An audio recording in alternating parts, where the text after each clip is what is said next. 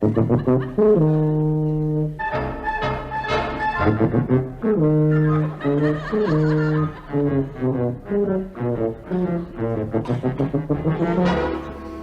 present Tony Hancock, Sid James, Bill Kerr, Hattie Jacques, and Kenneth Williams in Hancock's Half Hour.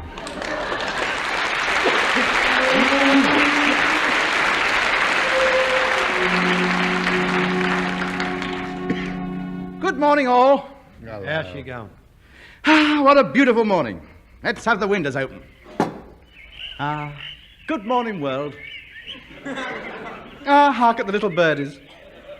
The winged messengers of nature, whistling their joyous tidings, telling us that old man sun is on his way, chasing away the dark clouds and lighting the whole world up with his sunny smile, sending us his little dancing sunbeams to flit among the flower beds, inviting little Miss Crocus and old Mother Tulip to wake up and spread out their arms and take Billy Bumblebee into their hearts. How many lumps do you want in your porridge? You bring everything down, don't you? Have you no poetry in your soul? Look, mate, the last thing I want to hear when I wake up is a bunch of noisy birds screaming their heads off. Supposing we got up before them. Supposing they was kipping in their nest. How would they like it if we was to stand under their tree shouting and bawling the odds? Do you think they wandered around talking about the merry sound of the human beings? They couldn't care less about us, boy, and don't you kid yourself. Noisy, screaming little perishes. Why don't they keep their beaks shut? But they're so merry and happy. How do you know? How do you know they like getting up? They might be just as miserable as we are. They're probably moaning because there's no worms about. Then why do they get up so early? Because they're glad to be alive. No, it's not. It's because they're glad to get out of their nests. Sitting up in that tree all night. In all weather. The rain dripping in the nest. The feathers hanging over the side, soaking wet. I bet they got rheumatism, and that's why they're making all that noise. Well, I'm sorry for you. I love the mornings. I'm so thankful to wake up and find myself still alive. See beauty wherever I look. Good morning, everybody. I'm not looking over there for a start. Always something has to ruin the picture, doesn't it? Look at her. What a sight she is first thing in the morning. Why don't you take the curlers out of your hair and make yourself look presentable? What are those bits of cucumber doing on your forehead? It does the skin good. Hasn't done the cucumber much good, has it? What a waste of good food. Cucumbers were put on this earth to eat, not to stick on your head.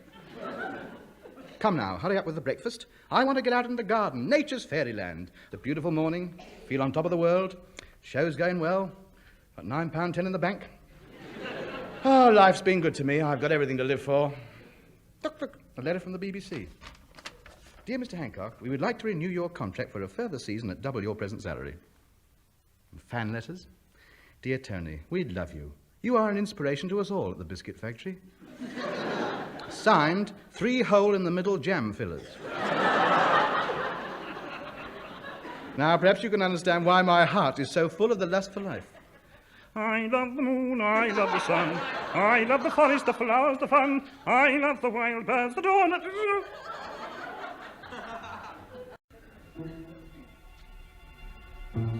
Hello? What's the matter? You dropped your fork. Mr. Hancock, what's wrong? You've gone as white as a sheet. Hancock, what's wrong, boy? I think he's having an attack. Take his boots off. Perhaps he swallowed a lump of porridge. It's this letter. What letter? This one. Look. What does the letter say, Sid? You give it to me. Dear Sir, I have decided the world will be a better place without you and your kind. I have compiled a list of people whom I intend to eliminate. And you have the honor of being first on that list. Don't try to run away. I shall find you wherever you are. I suggest you spend the little time you have left putting your affairs in order. Prepare to meet thy doom. Yours sincerely, V.J.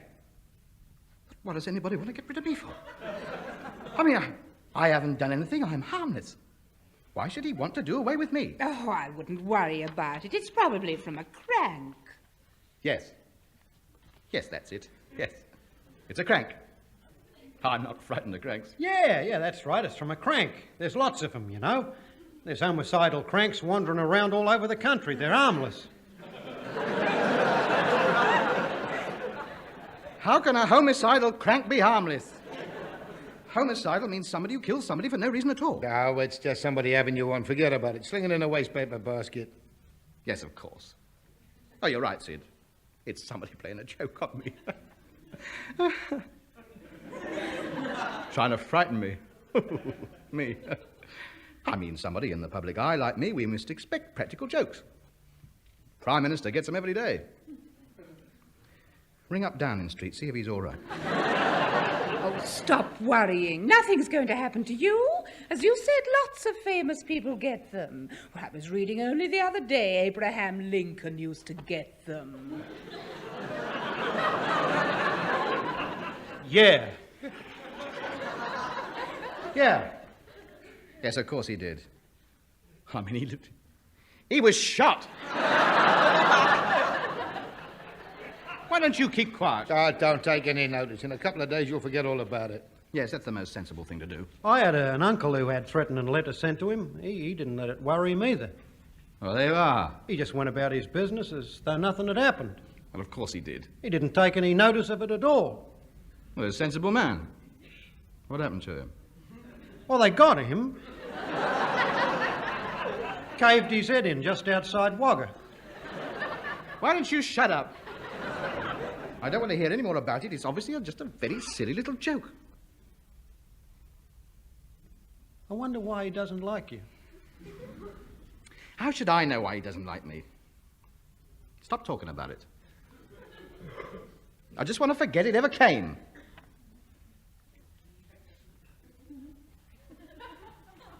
I wonder where it came from.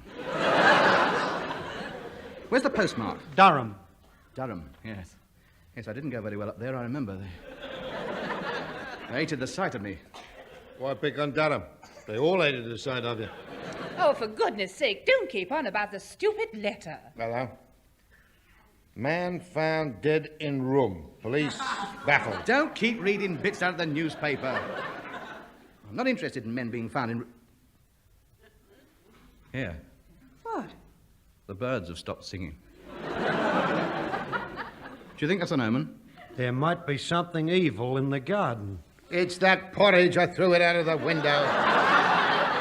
Don't you think you're being very childish about this letter? Be your age. You're a grown man. You're quite right. I'm just letting my imagination get the better of me. I love the moon. I love the sun. I love... I wouldn't worry even if he does kill you. They'll catch him. They're very good like that, the police. Thank you so much for your reassurance. Well, look, if I were you, I'd forget about it. It's only a joke anyway. I wouldn't think any more about it if I were you. Tub, if he does get you, can I have your blue suit? No, you can't. Why don't you stop putting the mockers on me? I'm going out. Oh? Are you going to put your affairs in order? No, I am not. I am not taking any notice of the letter. I would make your will out if I were you, just in case. Look, for the last time, I am not letting this have any effect upon me. He's picked the wrong man if he's trying to scare me. I wish he was here now. See how I've reacted to his stupid little threats. Anyone else might have been worried, but I have a bit more moral fibre than most. It'll take more than a childish letter to bother me. Where are you going? Right.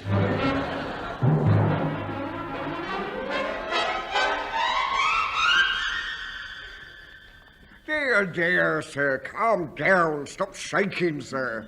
You're quite safe. You're in a police station now. Nothing's going to happen to you here. Now, what seems to be the trouble? Constable, this letter arrived this morning. Let's see. Dear sir, better place without you and your kind. Intend to eliminate you. Prepare to meet thy doom. He's a friend of yours? Hardly sounds like it, does it? Well, do you recognize the handwriting? It's typewritten. Oh, yes, it is. It's quite true. It's very well written, you know. You've got a nice turn of phrase. I mean, prepare to meet thy doom. Yes, quite well put, isn't it? I am not interested in the literary ability of the gentleman concerned. I want to know what you're going to do about it. Well, what do you suggest? It's not up to me to suggest. That's your job. Well, I don't really know. I mean, would you like us to have a word with the gentleman? Have a How are you going to find him? The police have their methods, sir. As soon as he strikes, we'll have him. Well, what good's that to me? Oh, yes, well, it is rather unfortunate you being number one on the list. But after all, we've got to think of the others on the list, haven't we? I am not interested in the others on the list. I am the one who told you about him. I mean, surely that must entitle me to some priority. But you must appreciate our position, sir. We've got nothing to go on. Until he strikes, we don't know who he is. But that'll be too late then. I'll be gone. Why don't you get in touch with him and ask him if he'd mind moving you down the list a bit? You don't seem to be very interested in this, do you? If I could get in touch with him, then so could you, and arrest him. Supposing you leave the letter with us, I'll have it sent to the crime lab for analysis. We know what it says. That's all the analysis I need. Oh, yes, but there's other things the letter says that you can't see. I mean, there might be a thread from his suit, or some bits of sand from under his fingernails. And what would that tell you? Well, it helps to build up a composite picture of him. It shows us that he wears a suit with a thread missing. So as soon as he turns up to claim that thread, we got him!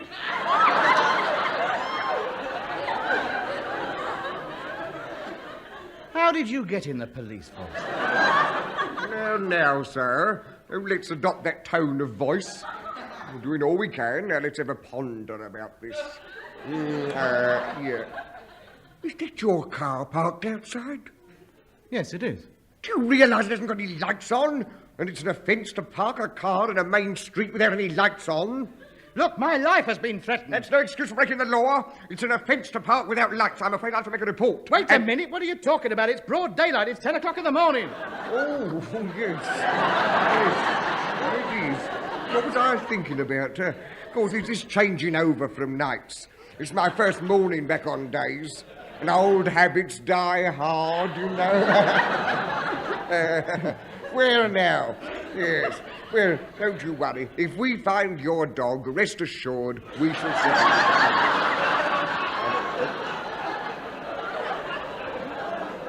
As a matter of interest, did you get any sleep while you were on nights? I haven't lost my dog. I'm the man who brought the letter. Who's it for? It's for me. Well, what'd you bring it here for, then? Look! Let's start again. I received this letter, which is threatened. Is there another police station round here? Well, you leave it with us, sir. We'll attend to it. Yes, but what happens if I wake up one night and find him standing over me with a hammer?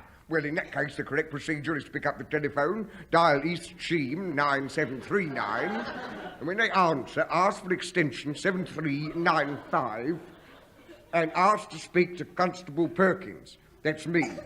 If I'm not there, try the billiards room. Thank you very much. I'm sure he'll wait while I do it. Well, good luck, sir. I'm sure we'll reach the bottom of this mystery. Thank you, Constable. You've been most helpful. Not at all, sir. That's what we're here for. Don't you worry, sir. Detection work's not all dashing about in cars like you see on the telly. We might seem slow and unmethodical in our methods, but rest assured, the whole Metropolitan Police Force will be mobilised and working on your behalf. Now, that's more like it. That's what I came to hear. Yes, you go home, sir, and get a good night's sleep, and don't you worry any more about it. We'll have him under lock and key in no time at all. Thank you very much. I'm most reassured. Goodbye, sir. Who was that, Harry? Oh, some crank with a threatening letter. Nothing worth bothering about. Right, your throw, double...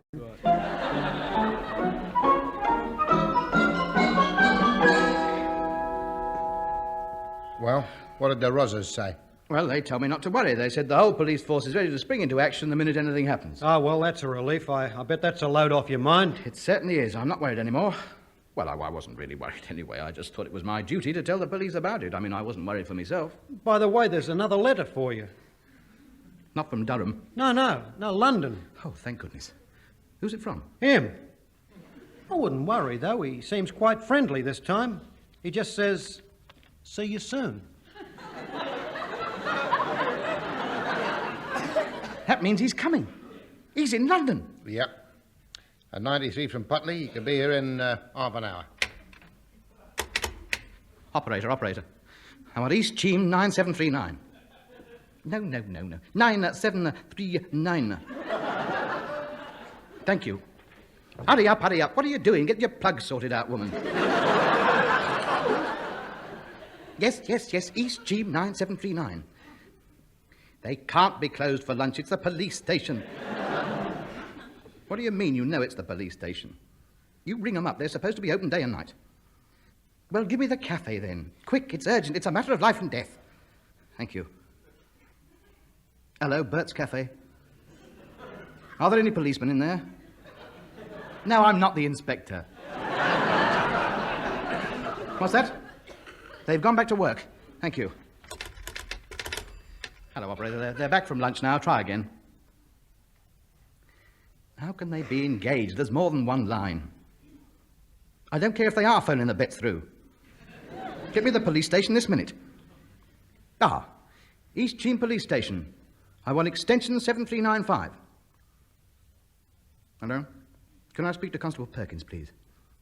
Oh, well, would you try the billiards room, please? Thank you. Hello, billiards room? Constable Perkins, please. I'm not interested in if it's a championship match or not.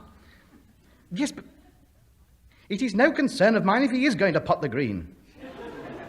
Where is the green line? My friend says, where is the green line? It's on the spot down the other end. Tell him to use the rest, give it a little bit of left-hand side. Tell him to use the rest and give it a little bit of left-hand side. Well, that should set him up for the rest of the colours. I don't care about the rest of the colours. Look, tell him it's the man with the letters. He's had another one. Just a minute, hold on. He's sunk the green and the brown. He's now got the blue up against the cush with the pink and the black on their spots. What do you reckon he ought to do? Well, if he puts a bit of bottom on it, dull it into the middle pocket, that'll bring him right bang on the pink, a little bit of top, and he'll follow right through, ready for the black. No, I don't think so, Sid. If he puts a bit of left-hand side on it, that takes him round the table onto the pink from the other cushion. What are you talking about? He'll follow through to the pocket and give 5 away. No, not if he puts enough left-hand side on it. Don't be silly. Look, I don't wish to be a drag on anybody, but this is my life. This is my life that's in jeopardy. I might be violently attacked any minute now. Besides, if he puts left-hand side on it, he's going to snooker himself. Look, just tell him to hit the thing and get to the phone. Oh, it's all right, he's miscued. Oh, he's going to be in a good mood now. Hello, Constable Perkins. Hard luck, old man. Look, I've had another letter. He's in London now. Yes, I'm sorry about you, Miss in the Blue. But this maniac, he's in London now, and he said he'll see me soon. That means he could arrive at any time now. He might be walking up the garden path this very minute. It's him. He's here. Send the Black Maria. Get as many men down here as soon as you can. Look, you stand behind the door, Sid. Bill, you grab the poker, then when I open the door, hit him. Right now? I'm sorry to bother you, Mr. Hancock. I left my key behind. I've been down to the shops. Why didn't you shout through the letterbox it was you? We've got the police coming down. The police? We've got to stop them. Operator. East Cheam 9739. Extension 7395. Constable Perkins, if he's not there, try the billiard room. Oh, dear. What? They've left.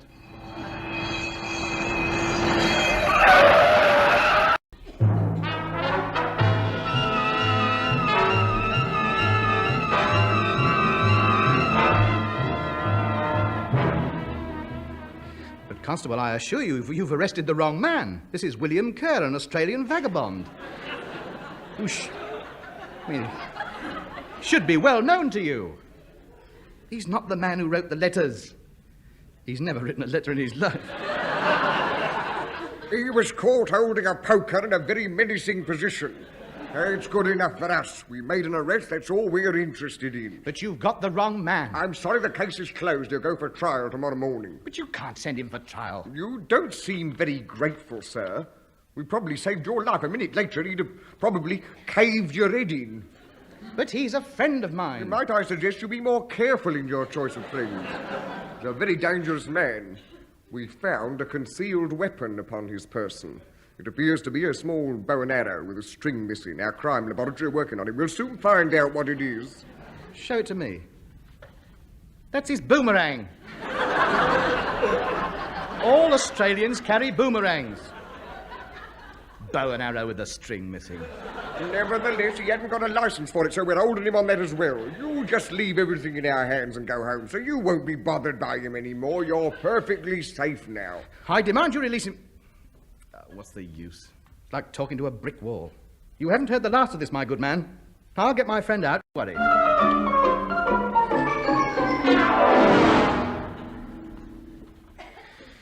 They've arrested Bill. They think he's the letter writer. We've got to get him out. If you received another letter while he's in jail, that would prove he didn't write them. I'll type one out. I'll put, your last hour has come. I shall be here any moment. Hey, here. There's another letter just come for you. What does it say? Your last hour has come. I shall be here any moment. Oh, no. He's after me. My last hour has come. He says so. Well, take it to the police. No. They won't take any notice of me anymore. They think I'm a bit off as it is. Besides, if I set foot outside here, he might have me. No, thank you. Under the floorboards, me. Sydney, Yes. You take the letter to the police. Right. That'll show them that Bill is innocent and bring them all down here to guard me. Go on, run, man, run. Call in at the florist on the way, Sydney. Tell him to stand by.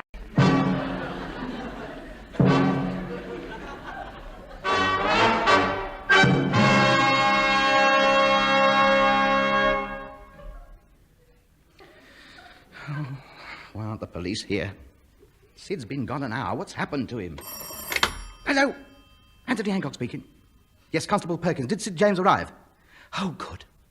Pardon? No. Look. Yes, but... Oh, stone me. What's wrong? They've arrested Sid. They said, thank you very much for sending him along. They've been after him for years. Oh, don't you worry. I'll go down to the police station. I'll get both William and Sydney released and bring the police down here myself. You lock yourself in and close all the windows. Now, don't worry. You'll be all right. Nothing's going to happen to you. Can I have my week's money before I go? No, you can't. If I give you that, you'll be off. I won't see you again either. Go on, get down to the police station.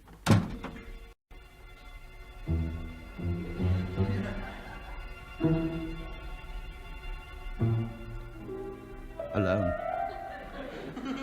Don't panic, lad. Bolt the door.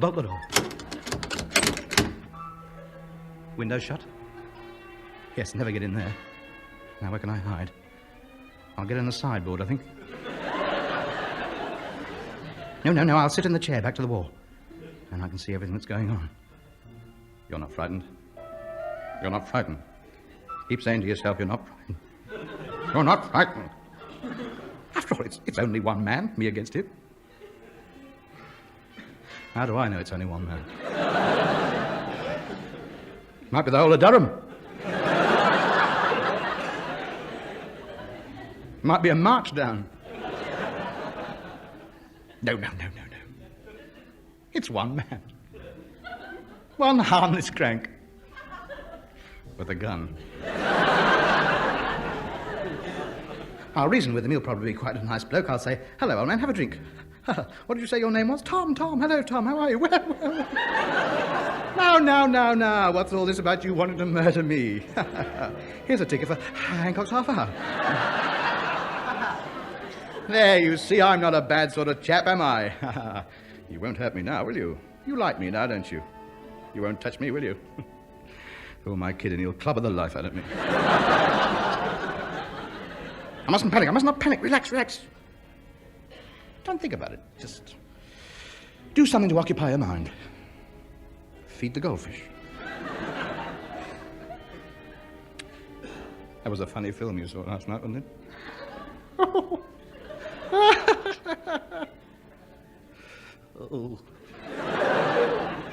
Take hold of yourself. Come on now. Pull yourself together, man. Have a drink.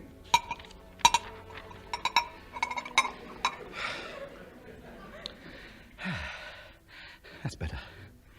Oh, it's marvellous what a glass of cream soda can do for one. Oh, dear, oh, dear, oh, dear. I wonder what I look like with white hair. Now, sit down quietly. Now, you'll be all right. What's that? What's that? Oh, the phone. It's the police station. Hello, hello. Anthony Hancock speaking. Hello? Who's there? Hello? Hello? Hello, who is it? Hello?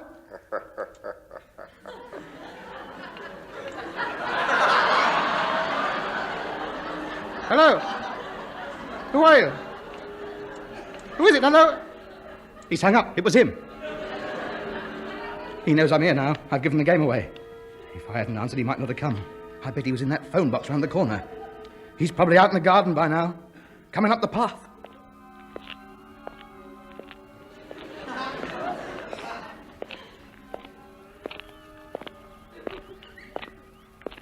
Yes, it's him. I can hear him. He's coming to get me. Oh, Mother, I'm sorry I said those things about you. Where are you, Mother? He's coming to get me, Mother. They've stopped. The footsteps have stopped. He's outside the door. I'll bluff him. That's it, I'll bluff him. All right, men, train the machine gun on the door. You 15 men, get ready to pounce on him. Have you got the hand grenades ready, Sergeant? Yes, sir. Corporal? Sir? Tear gas ready? Yes, sir. He's walking into a trap. He doesn't know it. Machine gun crew, you all ready? Sir? Ah, sir. Yes, sir. Sir, yes, sir. Ah.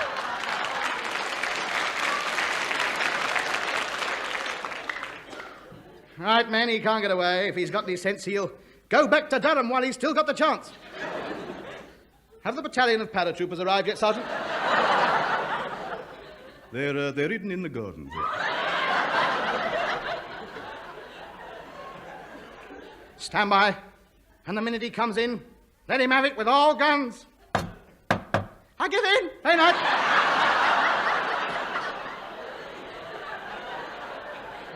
Don't come near me, don't.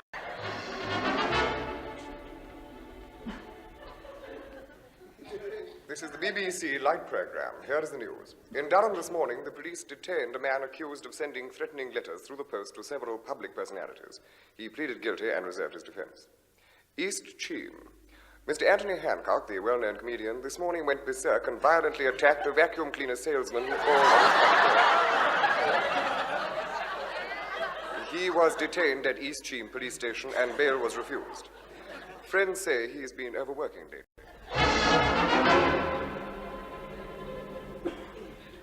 Well, sir, this is a very serious position you're in. What do you propose to do about it? There's only one thing I can do, Constable. I shall pop the red, get on the black, and go for the rest of the colours. Very wise. If you'll just push the table up against the cell door, I can just get me cue through the bars. All right, quiet, please. This is a championship match. No talking while the man's in play. Get the triangle ready for the next game. Right, eyes down for a full house. Now, let's see. Prisoners 3, Rosses none. Where's the chalk? I'll just chalk up a minute.